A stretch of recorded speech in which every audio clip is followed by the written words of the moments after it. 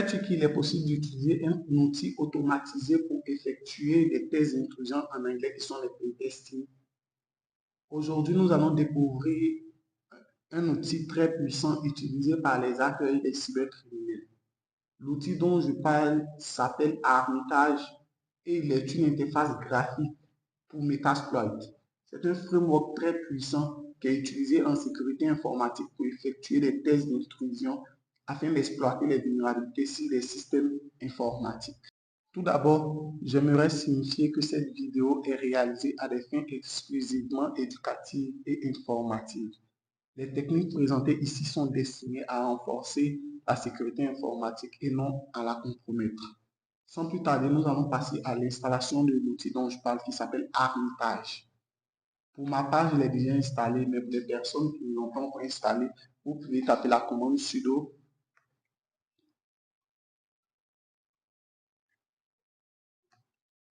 apt get install Armitage et appuyez Entrée.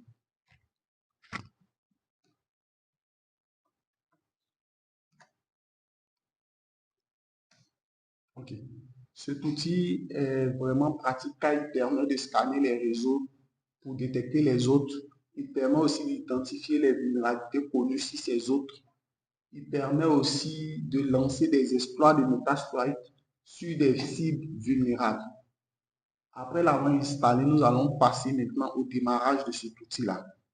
Pour démarrer l'outil, on peut taper directement la commande Armitage dans le terminal ou aller dans la liste de nos différentes applications et taper Armitage.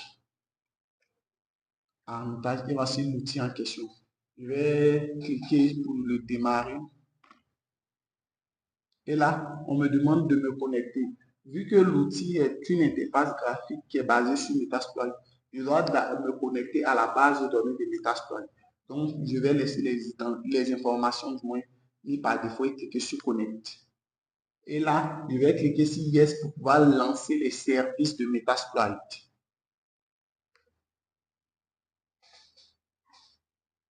Et là, l'outil va démarrer. Nous allons bientôt avoir une interface qui va nous permettre d'interagir avec Metasploit. Cet outil est pratique car il automatise directement les requêtes que nous aurons dû du moins taper dans Metasploit du moins. Pour des personnes qui sont initiées à la cybersécurité après avoir fait un scan de vulnérabilité avec Nmap ou OpenVAS ou tout autre outil qui peuvent le faire, nous aurons dû du moins ouvrir Metasploit pour taper les commandes telles que search pour rechercher les vulnérabilités liées aux versions de service. Avec Armitage, il nous facilite la tâche car nous n'aurons pas à taper toutes ces commandes.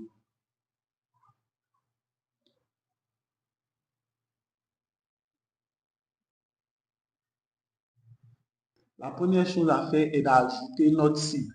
Pour ajouter notre cible, nous allons devoir cliquer sur le bouton Host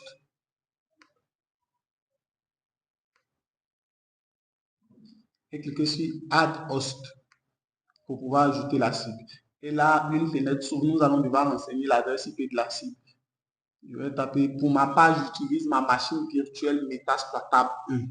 Je vous exhorte à travailler dans un cadre légal, car la cybercriminalité est punie par la loi. Tape l'adresse IP de ma machine Metasploitable 1.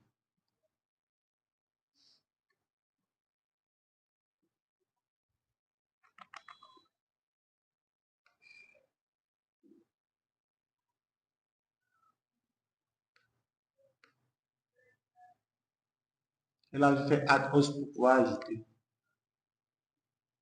Ok.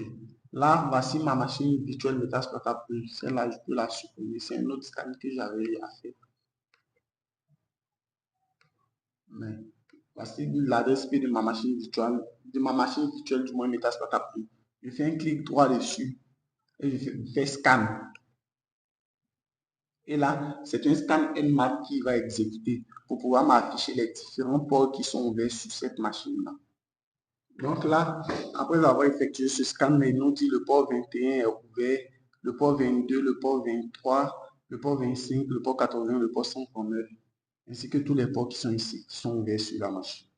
Donc, pour les personnes qui ont déjà eu à pirater du moins la machine Metasploitable 1, ils sauront que c'est le Samba qui est vulnérable sur cette machine-là. Et il utilise du moins un exploit que nous allons voir tout à l'heure. Donc, je vais venir taper ici parmi les exploits Samba. Pour des personnes qui ne sont pas initiées vraiment à la cybersécurité, le Samba est un logiciel libre qui permet le partage de fichiers et d'imprimantes entre les systèmes Linux et Unix et des ordinateurs Windows en utilisant le protocole SMB. Donc, après avoir cherché Samba, nous allons chercher l'exploit qui permet d'accéder à la machine et c'est cet exploit-ci. Pour pouvoir le lancer ou l'exécuter du moins sur la machine, nous allons double-cliquer sur l'exploit. Et là, les informations que nous aurons dû charger dans Metasploit apparaissent ici, telles que le lhost, qui est l'adresse IP de notre machine, c'est-à-dire l'adresse IP de la machine attaquante, et le port de la machine attaquante qui est le lport. Par contre, là, le rhost du moins est l'adresse IP de la machine cible et le rport est son adresse IP. Donc là, son adresse IP du moins et son port du moins. Et si je fais lance du moins, il va lancer cet exploit sur la machine. Et là, vous voyez que des éclairs sont apparus sur la machine, la couleur de la machine a changé. Ce qui prouve que nous avons accès à la machine. Donc, nous venons de pirater la machine.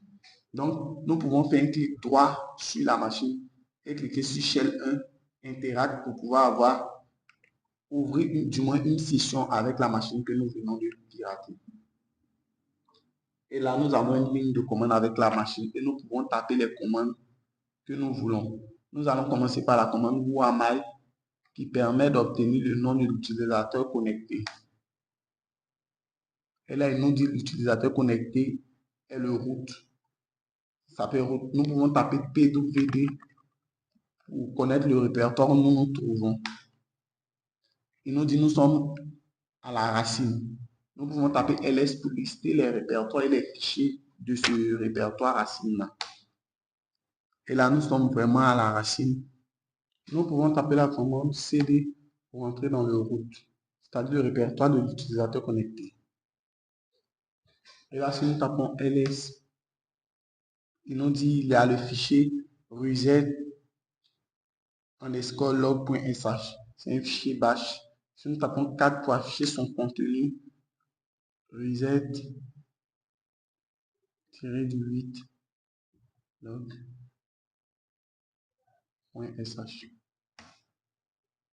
Et là, il nous affiche le contenu du fichier. Nous pouvons faire cd point pour revenir, sortir du root, pwd.